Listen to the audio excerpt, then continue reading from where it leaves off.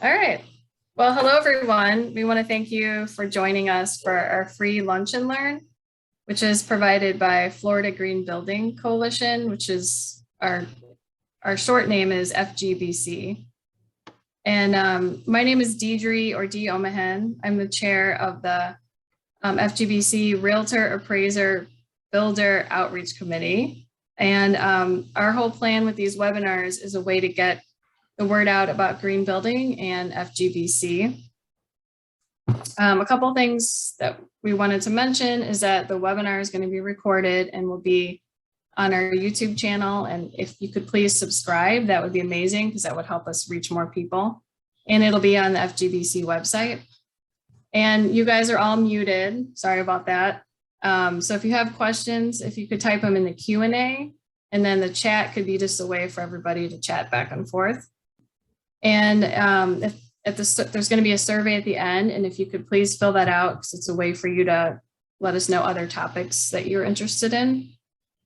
And just really quickly, FGBC is a leading certifier of high performance homes, new and remodeled, multifamily complexes, high rises, entire communities, and commercial buildings throughout Florida.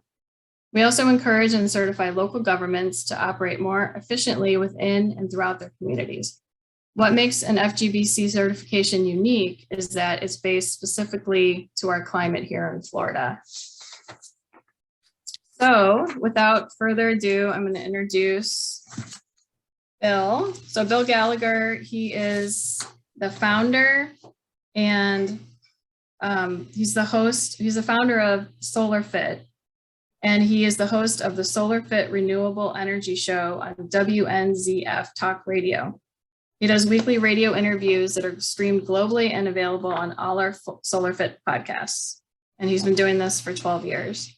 He's also a two-term past president of the Florida Solar Energy Industries Association, a current board of directors member, and active on promoting pro-solar legislation in Tallahassee, which is amazing. He's currently working with local colleges to start a solar apprenticeship program to help keep up with the demand for trained professionals in the fastest growing energy segment in America. So with that, I'm going to turn it over to Bill. Thank you, Dee. Boy, it's hard to believe. Are you talking about me with all those things? That was very kind of you. Yeah, we've been doing this actually now for 47 years. I think May 30th will be our 47th anniversary. So we're really, we've had our chance to make every mistake you can in the industry, which makes us somewhat special. But boy, you brought some topics up that are really important. One is legislative. I hope we get to talk about that a little bit. But I'm really honored that you selected me to talk. I'm a little bit of an unusual guy. I'm not a big PowerPoint guy. I'm more of a face-to-face, and let's chat. Ask any questions you can think of, because it's really important that this little meeting we're having today is fruitful. We come out with some good answers to help you, in your business. When you think about economics, when you think about how to save money or how to prosper economically, there's two different ways you can do it. One is to actually make money, and when you make your money and you pay your taxes on it, and then whatever is left is yours to spend as you wish. The other method is saving money. So what we're going to talk about a little bit today is ways that we can save money. Everything from energy efficiency, which is the least expensive way to do it. And we're talking about caulking windows and insulation and things that are relatively low cost, all the way up to solar power with backup storage. And if you've followed solar at all, you know that this is the fastest growing energy source in the world today. And Florida, over the last about 4 or 5 years, has exploded onto the landscape. There's some good and there's some bad to that, and I hope to talk about that a little bit. But for those that really aren't familiar with how solar works, there's different types of solar. There's solar thermal, and solar thermal would be solar water heating for the home, solar pool heating. Basically, we're taking a water source and we're heating it. For a pool, maybe we're heating it to 80 to 90 degrees. For home water, we're heating it to 140 to 160. So why would we want to heat a pool in Florida? Well, the reality is that if you're comfortable swimming at 80 degrees in a screen pool in Florida, you really only have about 3 months to do that. And that's because the screen cuts so much of the energy hitting the pool. What the solar pool heating system does, if it's properly sized, will allow you to swim up to 10 months. So basically you're taking a $30,000, $40,000 swimming pool investment, and for a little bit more money, you're turning it into something you could actually use for 3 times the length of time. So that's a good reason for solar pool heating. Solar water heating, the reason why that makes sense is if you think about it, in your hot water tank, you have two 4,500 watt heating elements, right? Every time you turn the faucet on in any part of the home, the hot water leaves the tank, the cold water comes in, that cold water has to be heated. So right now, if you have an electric water heater, it turns on a 4,500 watt heating element at the bottom of the tank. Well, that's the same as turning 100 watt light bulbs on in the home. So if you have kids, or if you've ever been a kid, I think we all have, you can all remember your mom and dad turned the lights on. You brought up in a barn. I mean, we wasted a lot of energy. It's becoming more and more important that we don't waste that energy. So a way to not spend that money from an electrical standpoint is to solar heat your water tank.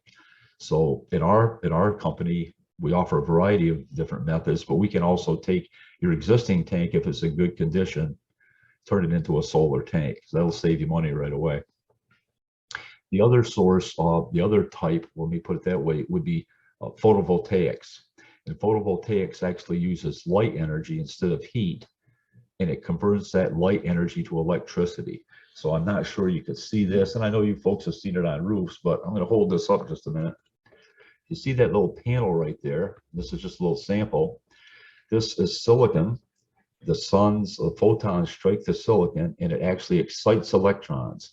And those electrons start moving around, and they attach themselves to grid lines, which are actually on the back of the, you can't really see them on this, but they're on the back of this solar module.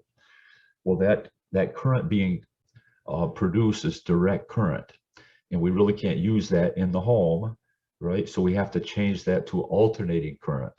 And the way we do that is through a power inverter.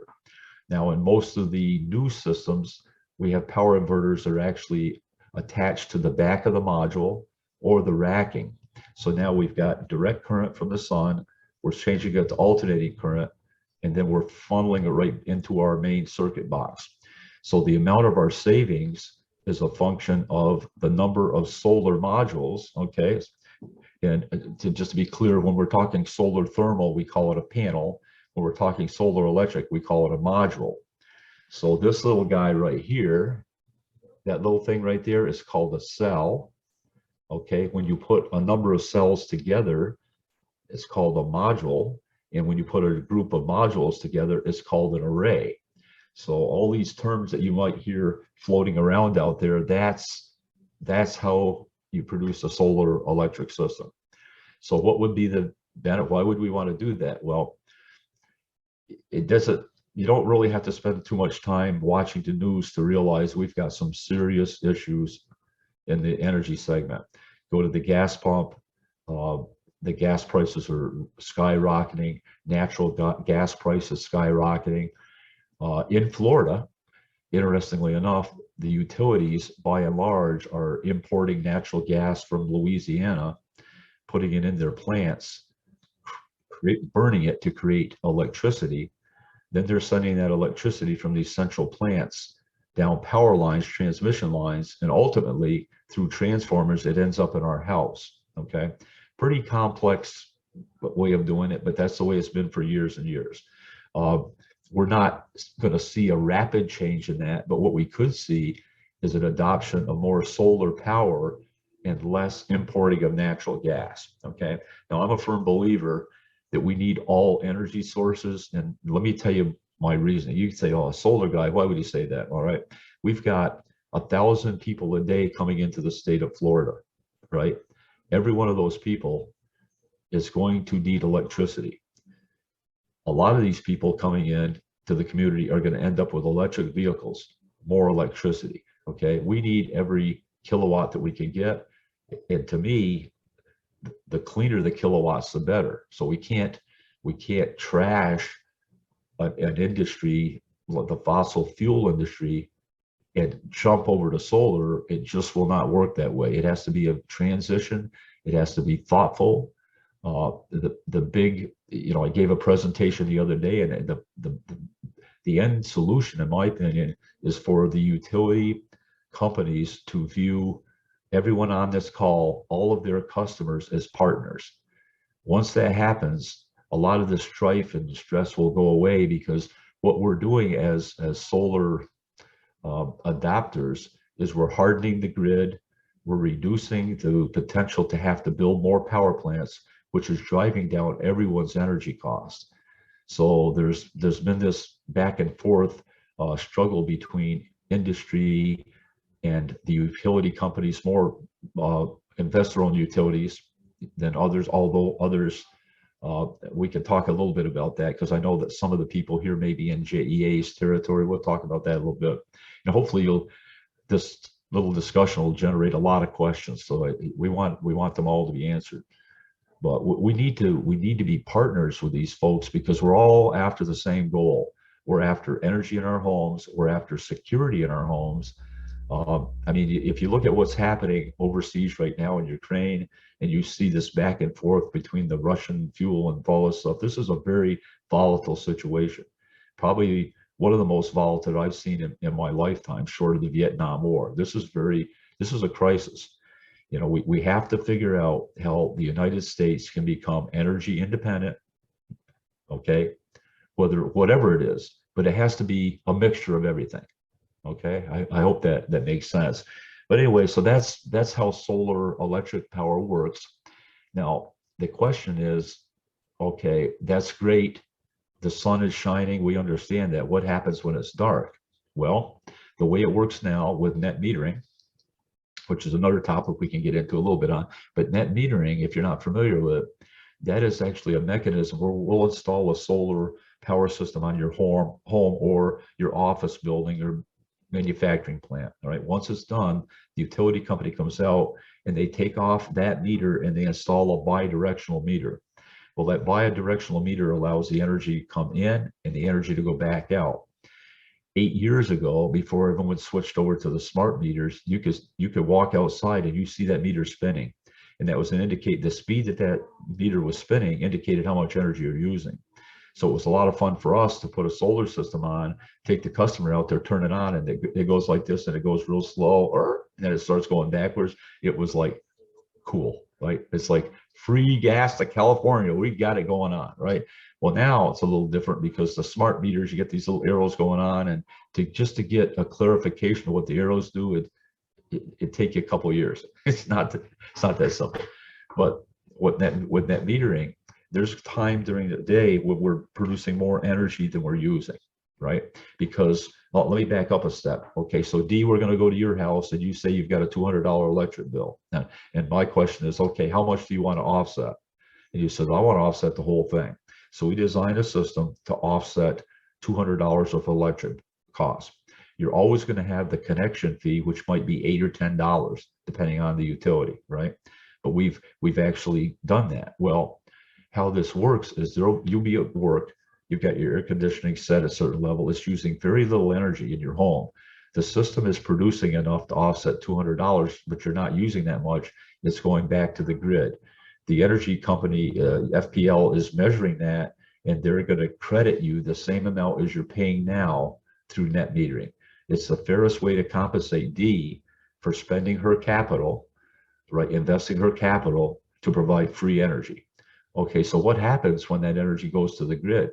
Well, that energy really is open to whoever. So the utility company takes that energy and they sell it to D's neighbor at full retail cost, right? So they're not losing anything. Here comes the energy. Let's take that energy, okay? But at night, that energy she put back on the grid, she needs it. Now that energy flows back the other way. And at the end of the year, in a perfect world, sun comes up every day and everything. And if we sized it properly, the only costs that D would have are just the connection fees. So this is why people are installing solar power systems, so because of the economic value of it. And how did they do that? Well, if they had say they had a certain amount of money and it's sitting in a financial vehicle, whether it's a CD, a money market, stocks, whatever, IRA, whatever, and it's making a dismal return, right? So that dismal return might be 1.5%, right? So you got your money in this money market because you want to have access to it. It's getting 1.5%, but that really isn't all your money because now you got to pay taxes on it. Uh-oh, now I'm down to 0.8%. Might be better off under your pillow, right? That's what we're all thinking. What happened? Okay. So now when you compare that to a solar investment and you take that money out, I'm going to say it's $36,000. I take that out and I put that money on my roof. All of a sudden my investment goes up 8, 9, 10%. This is a pretty good deal, right? Well, the challenge is letting people know, educating like we're doing today, that this is real. This is not some pie in the sky thing. This is actual stuff that's happening every day, every day. We've got now over 22,000 customers that we've helped. And every day we're just trying to keep up. If you know anybody out there wants a job, we need some people. Right? That's another crazy story. But it's from an economic standpoint, it's just a huge benefit. I don't know. We have any questions, Dee, that I should address? Or? We do. We had some really great questions kind of thought of ahead of time. So I thought we'd go through some of those. And then I saw a question come through the chat, I believe. There's a lot of questions. I don't know if we need to be picky about which one. Go ahead. I think we talked about, did you want to mention briefly about the whole, what was happening in the legislature with the anti-solar bill? Sure, thank you. This came really out of nowhere. It started back in November, and from my understanding, and this is what I've read in the paper, that some utility lobbyists had, on behalf of the utilities, introduced a bill in the Senate and a bill in the House that would basically strike down the benefits of net metering. And as it went on, it was really started to get crazy. There's actually a fellow that introduced legislation that would basically kill solar in HOA developments. Well, going back to that 1,000 people a day coming into Florida, where do you think a lot of them are going to live? They're going into development. So it would have stopped that. And all these things, it just started added up to it, got to be completely crazy. And it would have really increased the electric rates of every consumer in Florida. There was also things in there that basically said, look, if we don't feel that we're making the return that we need to, we want to be able to raise that rates because we didn't make our return. The whole thing just sounded so crazy. Well, I was either in Tallahassee for every meeting or I attended every meeting, and I watched this back and forth, and it was just, I can't even describe the frustration, because there would be 48, 49, 50 people all over the state would come to Tallahassee. They would testify against this bill. They would run it. When it got time for a vote, it was as if the people were not there. It was completely crazy. And I go, this, so anyway, so it gets through the House, it gets through the Senate, it's got all this baggage on it that's not good for anybody. And it makes it to the governor's desk. Well, everyone was like, what's he going to do? And a lot of people thought they're just going to sign this thing, because you can imagine the legislature's going through this whole process, give him a bill, and he goes, no. Well, if you look at his description of why he vetoed that bill, it makes absolute sense. If that bill was passed, they're saying up to 40,000 people would have lost their job in Florida. Is that what we need? No. We need more jobs. We need more workers. So we're talking about billions of dollars worth of economic impact. I personally was a little bit on the fence about it, because I thought, there is no way in my mind that a conservative governor would side with something that's so contrary to the people. I would not think that would happen. And sure enough, he vetoed that bill. And I thought, my gosh, what a blessing for the people of Florida. You have no idea the impact if this thing went through. Now, having said that, we're not done. We fight every day just to get traction. That's why I say they gotta start looking at us as partners and not people that are trying to steal their income. They're going to do all right. I've got a lot of friends at the utility company. They're going to do all right. The investors are going to do all right. but they have to look at the people in the industry and their customers like Dee as partners. Look at what Dee is doing. You know what else Dee is doing? She's putting battery backup in her house. What does that mean? That means she has additional resilience. She has storage at night if the grid goes down for any reason. And you don't really have to go too far in your mind to find out this could happen. You know, not just hurricanes. I'm talking about this could happen if our grid went down. So here's a question for everyone. If our grid went down one day, what would happen? 3 days, what would happen? 4 weeks, what would happen? Just think about what would happen, okay? Because you can't get fuel, right? The trucks can't go on the road. You won't be able to get food. I'm not trying to scare anybody. I'm just saying, let's be realistic.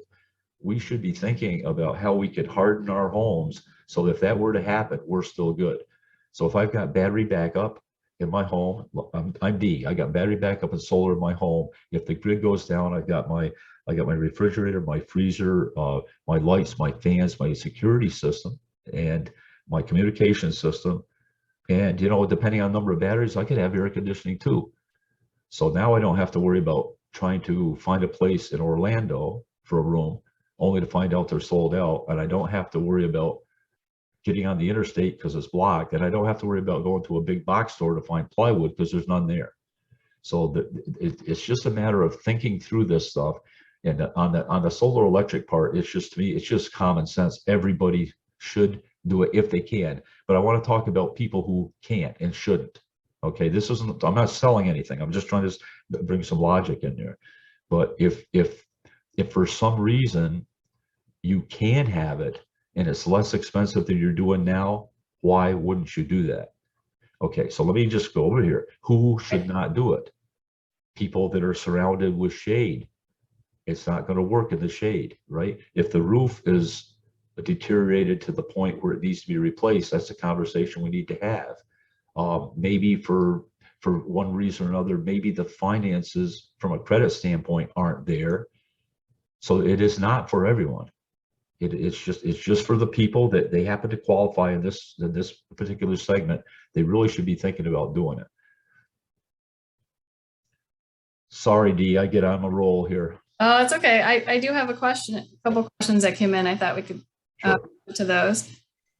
Tim is asking, how can I retrofit my 2-year-old net metering solar system to accommodate a battery backup system? I really don't have much solar output, too many electrical. I think too much because I live in the woods with a lot of trees shading my roof. You're just talking about shade. So. Yeah, that's Tim. Uh-huh. Tim. Yeah. Shade's an issue with solar, right? So depending on how many kilowatt hours of production you're getting from your system, we would size the battery to that, right? So we actually install a lot of Tesla Powerwalls, but we have other batteries options as well. But in a case like that, we would actually look at your system and see what is it producing. Hopefully you've got monitoring on it. It says X number of kilowatt hours. Okay, look, here's the battery size that we need for that. You can still do it, but you got to have access to that sun. That's the key. Okay, and then Jeanette asked, how do you see the bidirectional EV vehicles adding or impacting the electric storage of an array? Well, what we're seeing is we'll install a system of a certain size, right? And then the person decides to get an EV. Well, obviously the EV is going to drive up the cost of your electric and the kilowatt usage. So at that point, we're called back in to install more solar electric power for it, which is not a problem. Okay, there is a caveat with investor-owned utilities called tier levels. So tier 1 means that we can install up to 10,000 watts AC, which is 11,700 something watts DC. Once we go above that level, once we get to tier 2, the investor-owned utilities will charge you a fee and require more insurance on it. And we're trying to get that reversed right now. It's a process because they've got it approved. But right now, if you go over 10,000 watts AC they require it, you would have $1 million worth of liability, which makes no sense, because if you have 999 whatever, it doesn't change. So it's just something we're trying to get that altered. But I see more and more people going to EV, and everybody, if this net metering thing went through, every system that we installed would have had battery backup, because it's the only way you can store your own energy and not send it back to the grid, you know. Is that Jeanette Moore, my friend out there? Yes, she's She's an awesome lady, I'll tell you that. Yes, she is.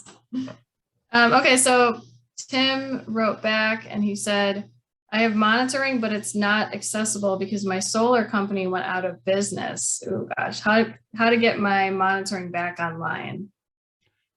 Okay, I'm gonna just a little bit on that. Okay, Florida has become the wild, wild west, and in the last 2 years, there's been literally hundreds of solar companies that have opened up. Every day I hear a new one. Never heard of those. Never heard of those. You have to be extremely careful, because a lot of the companies are selling systems over the internet, out of state, subcontracting to work. Huge, huge problem. First of all, there's no real way of telling if they're insured and they've got workman's comp. Sometimes they'll show up in a truck without writing on it. These are all red flags, but the customer's already bought. So there are some things that I'm really, you know, we tell all of our salespeople, it doesn't matter. It does not matter if you sell that system, but do not leave the home without letting the customer know they've got to take precautions, because this happened back in the 80s. Back in the 80s, when they had the initial tax credit, it brought all these people out from the woodwork, and they sold all the stuff, disappeared. So you've got to link up with somebody that has a history of being there. Tim, I don't know where you're located. If it's something that we could help you with, or personally, I'd love to help you. I understand we've got so many orphan systems only in the last year, and there's going to be more coming. This next question kind of follows that, is, do vendors have like a seal or accreditation, or just is there some way that we can figure out how to vet a company? Well, that's a good question. I would recommend going to the FLASEIA website, FLASEIA, Florida Solar Energy Industry Association. We've got a code of ethics in there, and we vet the people. They have to be properly licensed, properly insured. They have to be legitimate people. We also have an ethics committee, which I'm on. So if someone is brought up on charges, we'll take care of that. We'll make sure it's right with the consumer. But we can't do anything about people that aren't in our association. So I would look at that list first. Look at your area. Tim, if you're in Miami, I know we've got some folks down there that we could recommend to you if you want to catch me offline or something like that. But you know, everybody that's legitimately in the solar business wants this thing to go smoothly. They just don't want any bad rep on the solar thing.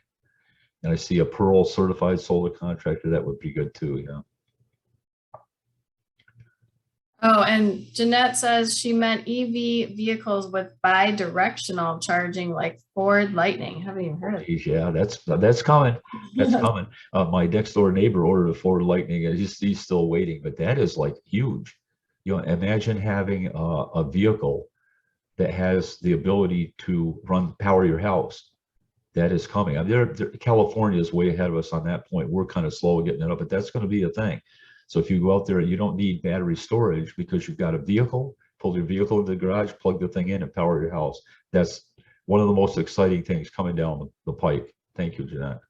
I hope you get one. You take me for a ride. Okay, another question we had for you, like, where are solar panels made? You know, what are they made of? Do some last longer than others?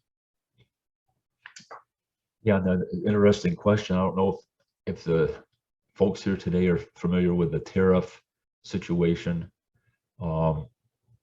This is a little bit crazy too, but they had a tariff on some solar panels, right? Well, recently, and things were going wrong, everybody was paying a tariff, everything. Well, recently, a company out of California, that's a very small company that's gone into solar manufacturing, filed a petition with the Department of Commerce saying that some Asian countries were making solar components, but they were having them vended through another company to avoid the tariff. And it's like, wow, so now it's a great big ball of wax. Everybody's kind of don't know what's going to happen on it. I don't know really why they picked solar for this as a target.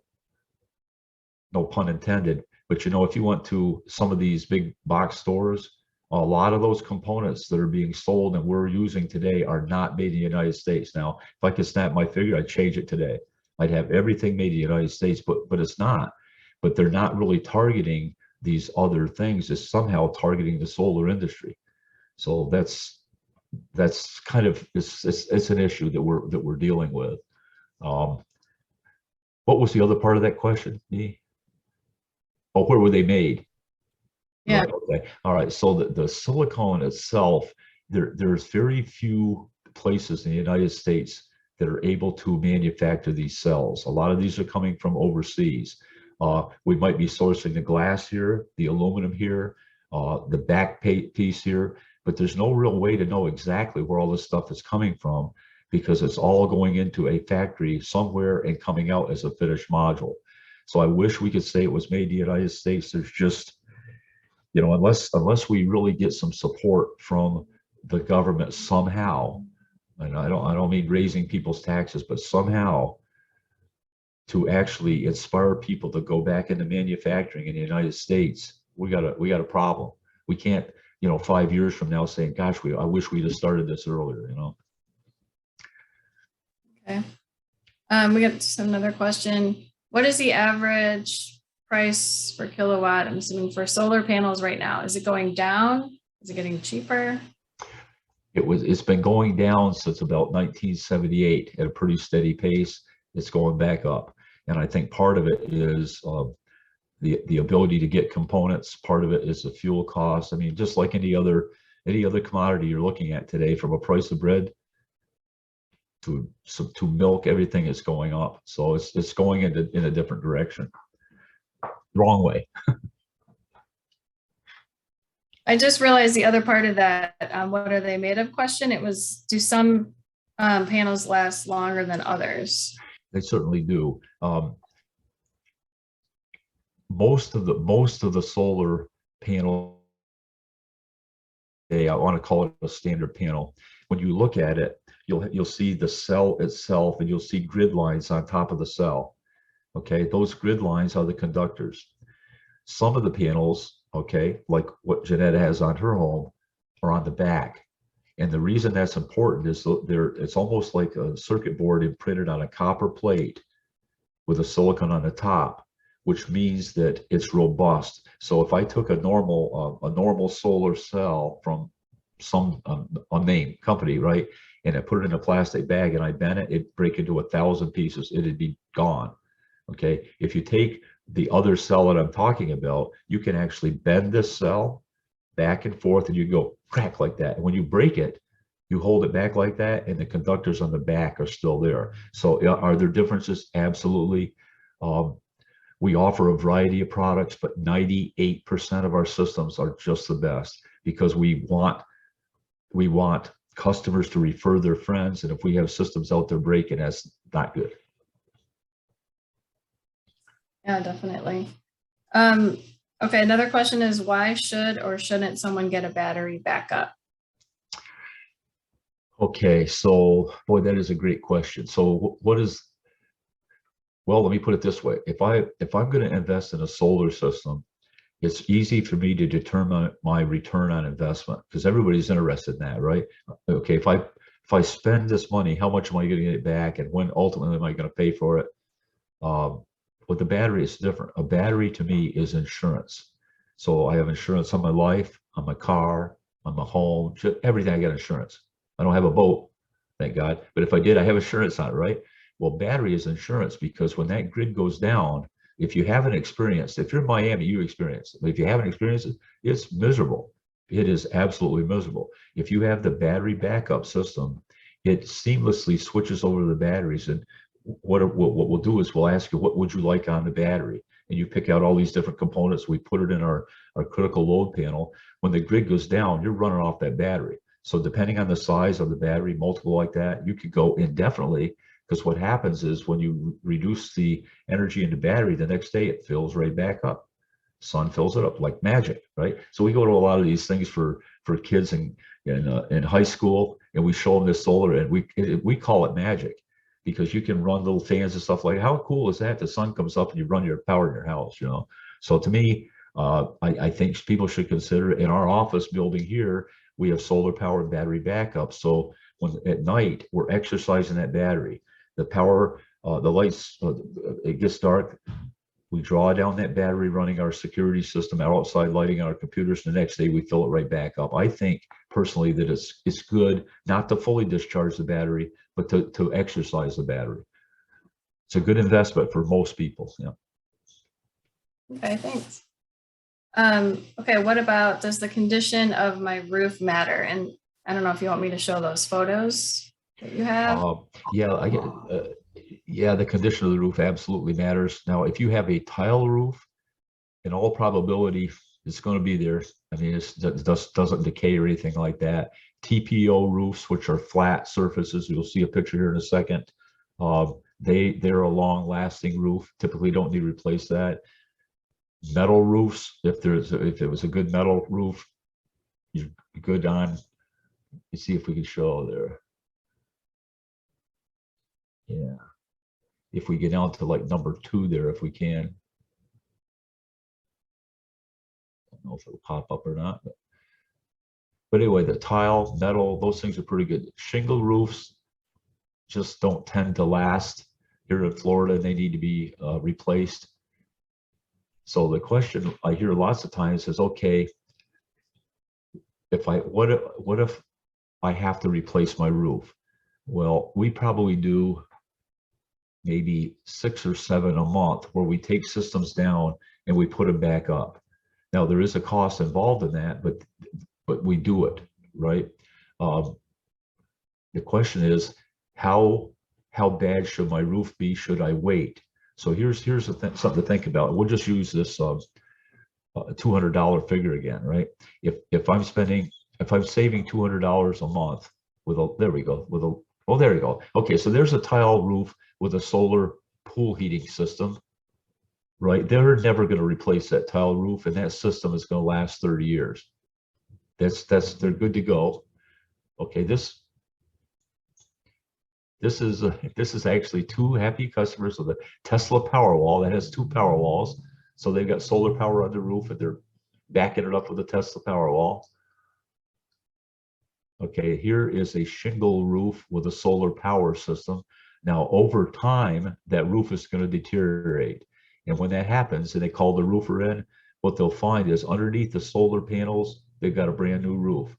All around the edges, kind of worn, right? Because the solar panel keeps the heat from striking the roof surface. It also tends to cool the inside, obviously. So wherever these panels are, it's not heating the inside of the home, right? What else you got, D? Okay, oh, so this is a TPO roof, and you can see that it's flat, and it's kind of a plastic-like material, right? You're never really going to have to replace that. That's long-lasting, so that's not an issue. Oh, that's a solar water heating panel right there. So we're talking about heating water in the pool. That's your solar water heating panel, 1 panel, typically.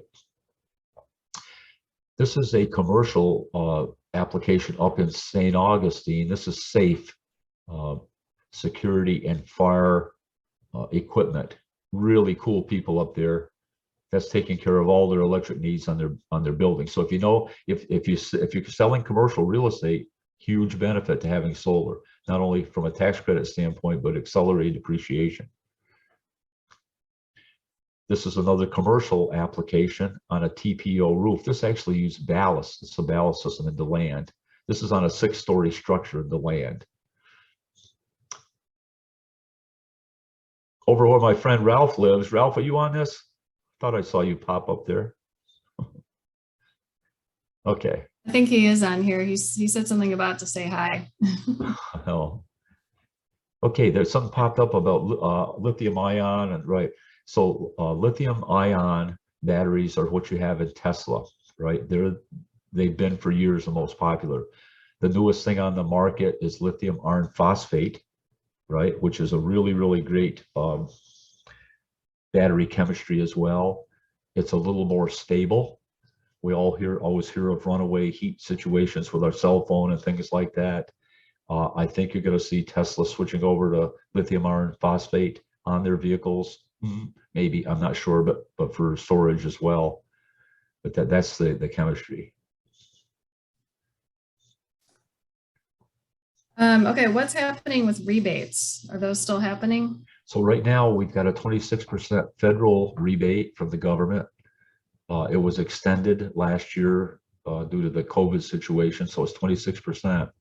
This year is scheduled to drop to 22% on the residential side, and next year is scheduled to be sunset, which means no credit on the residential side. The 10% will stay for commercial. Now, right now, there's a big package, like an omnibus package up in Washington, that's got a lot of stuff in it. You know how these packages are. There's stuff that the one side likes, the other side doesn't like, and they're fighting back and forth, and it's really a stalemate. But there's some really, really important legislation for solar in that bill that we'd love to see passed. But right now, we've got no sales tax in Florida. So if you got a 7% sales tax where you are, you don't have to pay sales tax, and you got 26% from the government.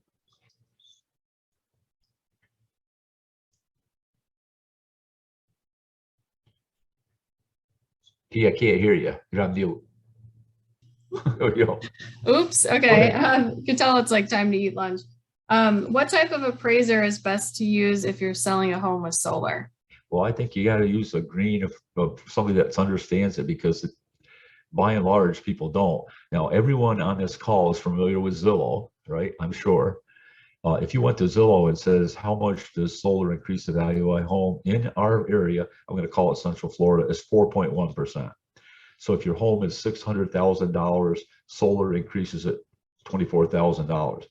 And you go, well, why can that be? A realtor that doesn't understand this would say, well, that's impossible. But a green realtor like you will say, wait a minute, let's think about this. If I'm saving $2,400 a month, and in 10 years that's 24,000, in 20 years that's $48,000, does that add value to my home? Absolutely. So by Dee going solar and she sells her home, the benefactor is the next person that buys it, because they didn't have to put out money on it, right? So that it's a discussion that the realtor, the educated realtor like you folks would have with the homeowner, that she'll get more money for that home. And I recommend to our customers, if they're going to sell their home, to get me on the phone if they want during the negotiation, because I'll help them understand it. If you have a solar fit home, you have a home that's worth more money. I actually had a friend, there's just a sidetrack. I had a friend that lived in Spruce Creek Fly-In development here in town.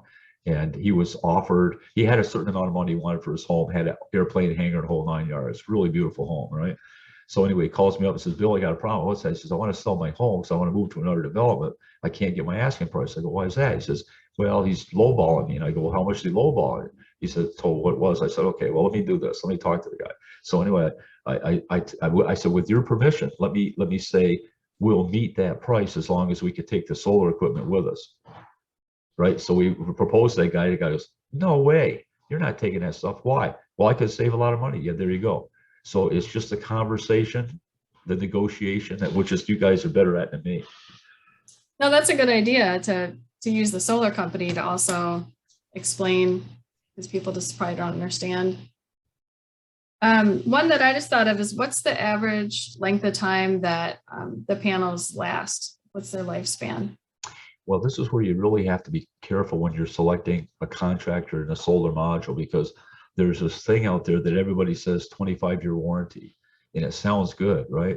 But when you dig into the details, panel A, well, the panel that we sell, right, has a 25-year warranty, parts and labor on the solar module, the power inverter, the racking, and 10 years on the monitoring. But we could go to a different panel and it has 25 years limited warranty on the production, but only 12 years on the product. Well, that's kind of crazy, because if you get to year 13, the manufacturer of the product could say, well, look, the product's bad. I can't, there's no warranty. So it's, typically, if you get the very top of the line, if you get 25 years across the board, that's what I would recommend. Great. Does anybody out there in Zoom land have any other questions? This is your chance. Someone said they loved the creativity and the negotiation that you called. If there's a possible to pull up that economic slide, I'd like to just go through that a minute with everyone.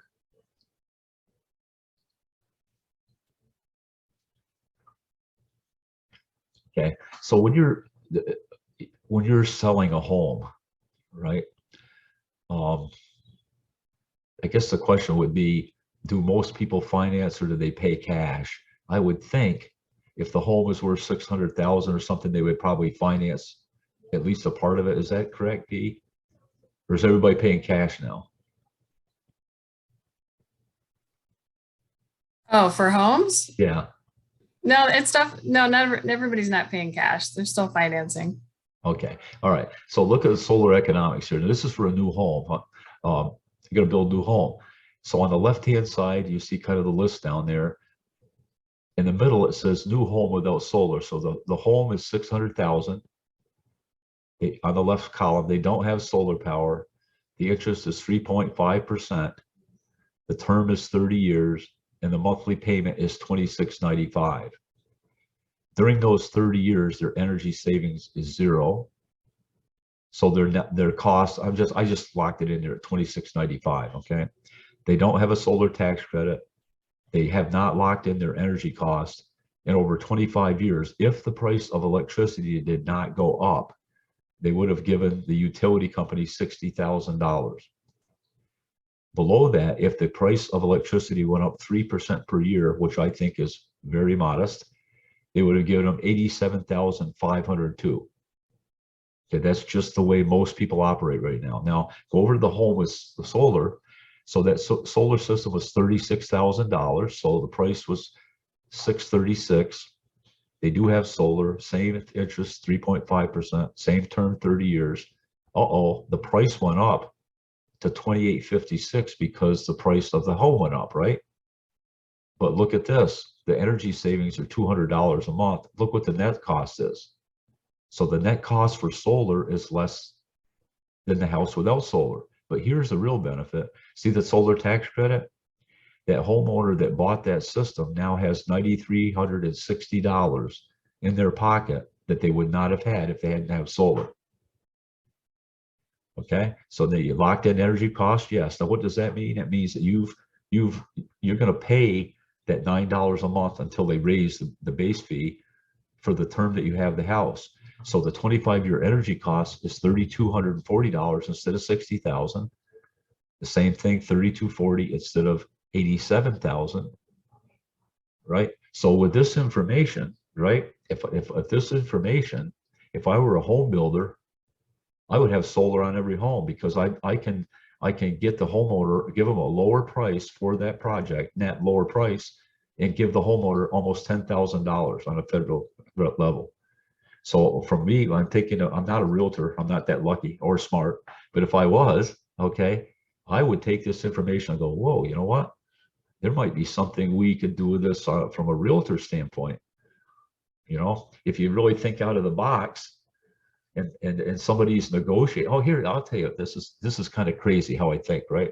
So I'm a realtor. I'm working for D. I'm a realtor. I'm out there in the marketplace, and somebody wants a home, and they'll only pay, say they'll pay $600,000 for the home.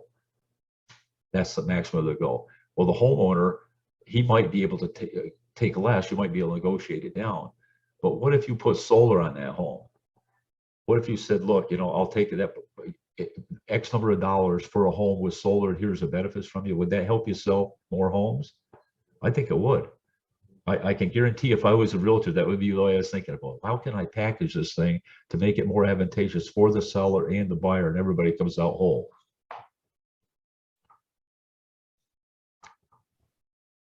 Definitely. Yeah, it would be great if the new construction, like you said, just kind of came with solar added. I think we have some more in the chat here. Oh, I'm getting green appraisers. Someone posted. Yeah, what type of appraiser is best to use if selling a home? This would be a green appraiser. Well, I would love to have a list of the green appraisers to hand out to our customers when they're selling a home that has solar. In fact, if you could supply me, if anybody could supply me with them, we would do an email to all of our customers, say, when you get ready to sell your home, these are the people you need to have appraise it. Yeah, Chris Stone just posted the list on the chat. So it should be there for you too. It's perfect. Oh, geez, cool. Thank you, Chris. Thank you, Chris. Okay, any other questions out there?